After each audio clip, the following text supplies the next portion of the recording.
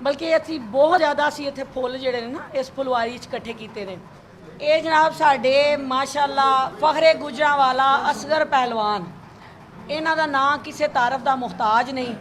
ਉਹ ਭਾਵੇਂ ਖੇਡਾਂ ਦਾ ਮੈਦਾਨ ਹੋਵੇ, ਕਬੱਡੀ ਕੁਸ਼ਤੀ ਹੋਵੇ, ਰੱਸਾਕਸ਼ੀ ਹੋਵੇ, ਘੋੜ ਦੌੜ ਹੋਵੇ, ਲੋਕ ਗੀਤ ਹੋਣ, ਲੋਕ ਮਾਈਏ ਟੱਪੇ ਹੋਣ ਜਾਂ ਮੇਲੇ ਠੇਲੇ, ਕੋਈ ਵੀ ਸਕਾਫਤੀ ਪ੍ਰੋਗਰਾਮ ਹੋਵੇ, ਉਸ ਦੇ ਵਿੱਚ ਇਹਨਾਂ ਦਾ ਨਾਂ ਹੈ ਹੀ ਨਾਥਾਨੀ ਹਮਦੋਸਨਾ ਜਾਂ ਸੋਸ਼ਲ ਵਰਕ ਕਿਸੇ ਵੀ ਹਵਾਲੇ 'ਚ ਹੋਵੇ, ਇਹ ਸੂਝਵਾਨ ਦੇ ਨਾਂ ਦਾ ਡੰਕਾ ਜਿਹੜਾ ਨਾ ਹਰ ਪਾਸੇ ਹੀ ਵੱਜ ਰਿਹਾ।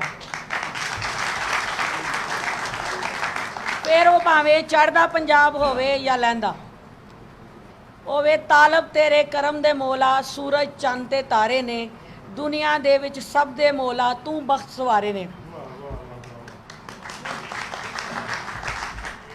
एक मशहूर वाक़या है, एक बड़ा वड्डा गुलूकार किसी फंक्शन बैठा होया, फंक्शन शुरू नहीं होया, जिहड़ा गुलूकार भी आउंदा है ਉਹਦੇ ਪੈਰਾਂ ਚਰਨਾਂ ਨੂੰ ਹੱਥ ਲਾਉਂਦਾ, ਜਿੰਦ ਜਾਂਦੇ ਵਾਲਾ ਜਾ ਕੇ ਅਕੀਦਤ ਦਾ ਇਜ਼ਹਾਰ ਕਰਦਾ ਹੈ।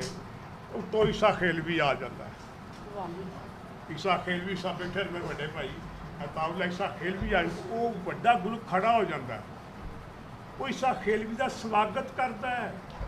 ਉਸ ਵਾਰ ਚੱਲ ਜਾਂ ਤੇ ਲੋਕ ਪੁੱਛਦੇ ਉਸਤਾਦ ਜੀ ਇਹ ਕੀ ਗੱਲ ਹੈ, ਲੋਕੀ ਤੁਹਾਨੂੰ ਪੈਰ ਚੁੰਮਦੇ ਨੇ, ਡਪੈਲ ਲੱਗਦੇ ਨੇ, ਤੁਸੀਂ ਉਹਨਾਂ ਤੋਂ ਆਉਂਦਾ ਭਾਈ ਜਿਹਨੂੰ ਅੱਲਾ ਇੱਜ਼ਤ ਦੇਵੇ ਉਹ ਸਾਨੂੰ ਇੱਜ਼ਤ ਕਰਨੀ ਪੈਂਦੀ ਹੈ।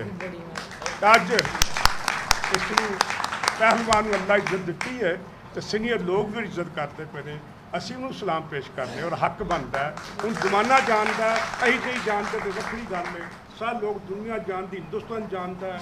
ਇਹ ਨਹੀਂ ਫਿਰ ਇੱਕ ਹੋਰ ਗੱਲ ਜਿਹਨੂੰ ਮੈਂ ਅਰਜ਼ ਕਰਨਾ ਚਾਹੁੰਦਾ ਵਾਂ, ਇਹਦੀ ਕਿਸਮਤ ਬੜੀ ਯਾਦਗਾਰੀ ਕੀਤੀ ਹੈ, ਜਿਵੇਂ ਤਾਵਲਾ ਈਸਾ ਖੇਲਵੀ ਦੀ ਯਾਦਗਾਰੀ ਕੀਤੀ। ਇਹ ਬੰਦਾ ਜਾਂਦਾ ਕੰਮ ਕੋਈ ਹੋਰ ਹੈ, ਉੱਥੇ ਬੰਦੇ ਨਹੀਂ ਆਉਂਦੇ, ਵਕਤ ਗੁਜ਼ਰਦਾ ਨਹੀਂ। ਹਿੰਦੁਸਤਾਨ ਦਾ ਵਾਕਿਆ, ਆਨ ਦੀ ਰਿਕਾਰਡ ਵਾਕਿਆ ਹੈ। ਇੱਕ ਦਿਨ ਗਿਆ ਤੇ ਉਹਨਾਂ ਇਹ ਕੰਮ ਮੁੱਕ ਗਿਆ ਰਾਤ, ਉਹ ਗੁਲੂਕਾਰ ਆਉਣਾ ਸੀ, ਇਹ 1.5 ਘੰਟਾ ਉਹਨਾਂ ਨੂੰ ਉਂਝ ਹੀ ਪ੍ਰਚੰਡ ਹਸਾਉਂਦਾ ਰਿਹਾ। ਫਿਰ ਵੀ ਗੁਲੂਕਾਰ ਨਹੀਂ ਆਇਆ ਜਿਹਨਾਂ ਅਸਲ ਗਾਣਾ ਸੀ। ਪਰੇਸ਼ਾਨ ਤੇ ਕੀ ਕਰਾਂ ਯਾਰ ਮੈਂ, ਉਹਨਾਂ ਕਹਿ ਕੇ ਆਂਦਾ ਜੀ ਮੈਂ ਗਾਣਾ ਵਾਂ। ਇਹਨੇ ਗਾਣੇ ਸ਼ੁਰੂ ਕਰਤੇ, ਲੋਕਾਂ ਵਾਹ ਵਾਹ ਕਰਤੀ, ਲੋਕਾਂ ਬੜਾ ਪਸੰਦ